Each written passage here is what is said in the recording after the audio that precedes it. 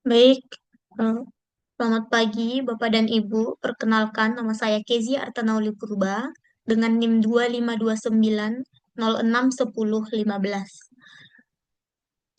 Di pagi hari ini saya akan mempresentasikan merawat harmoni, menemukan keseimbangan spiritualitas, sosial, dan ekologis dalam kehidupan komunitas untuk mata kuliah Trihita Karana. Pertama-tama kita akan membahas mengenai apa itu Trihita Karana. Trihita Karana ini merupakan sebuah filosofi yang menekankan harmoni antara tiga pilar, yaitu manusia dengan Tuhan, di mana manusia menjaga keharmonisan dengan Tuhan, kemudian manusia dengan sesama manusia, or human with human, dan juga manusia dengan alam atau human nature.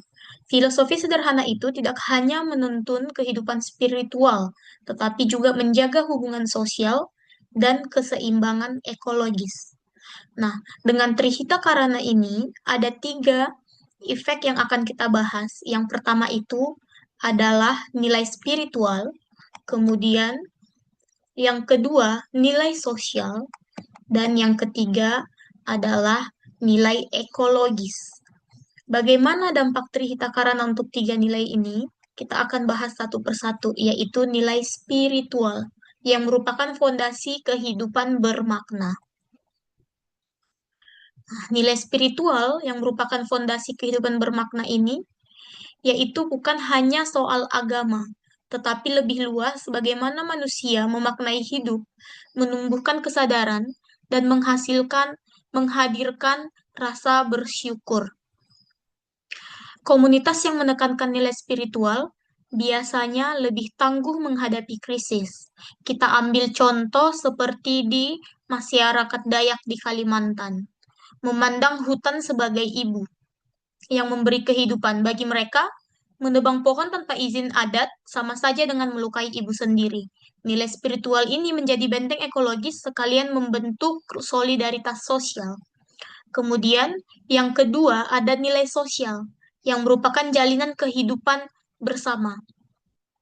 Nah, seperti yang kita ketahui, tidak ada manusia yang bisa hidup sendiri. Konsep gotong royong adalah contoh nyata bagaimana nilai sosial menciptakan rasa kebersamaan. Untuk contohnya, kita ambil pada masyarakat di Jawa saat masa panen.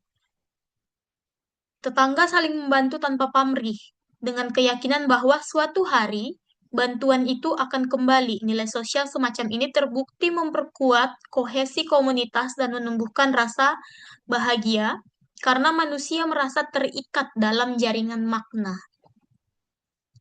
Kemudian nilai yang terakhir adalah nilai ekologis, merawat bumi dan juga merawat diri sendiri.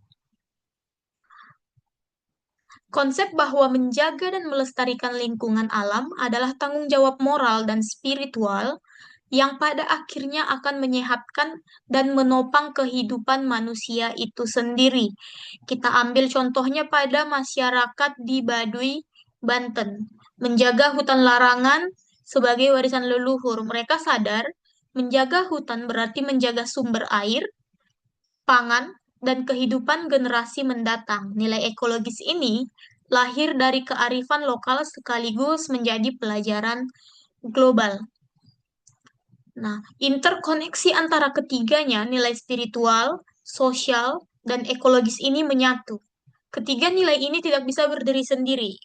Filosofi Trihita Karana menjadi contoh bagaimana spiritualitas, hubungan dengan Tuhan, kemudian hubungan antar manusia, dan juga hubungan dengan alam. Mereka saling menopang. Jika satu pilar runtuh, keharmonisan terganggu. Inilah mengapa komunitas yang memelihara ketiga nilai secara seimbang cenderung lebih bahagia, damai, dan berkelanjutan. Namun, di era modern ini, pasti kita menghadapi tantangan tentang nilai-nilai ini, di mana nilai-nilai ini kerap tergerus modernisasi. Konsumerisme membuat spiritualitas tergeser oleh materialisme. Urbanisasi melemahkan ikatan sosial, eksploitasi, industri, dan merusak ekosistem. Namun ada relevansi praktis yang bisa kita lakukan di kehidupan sehari-hari.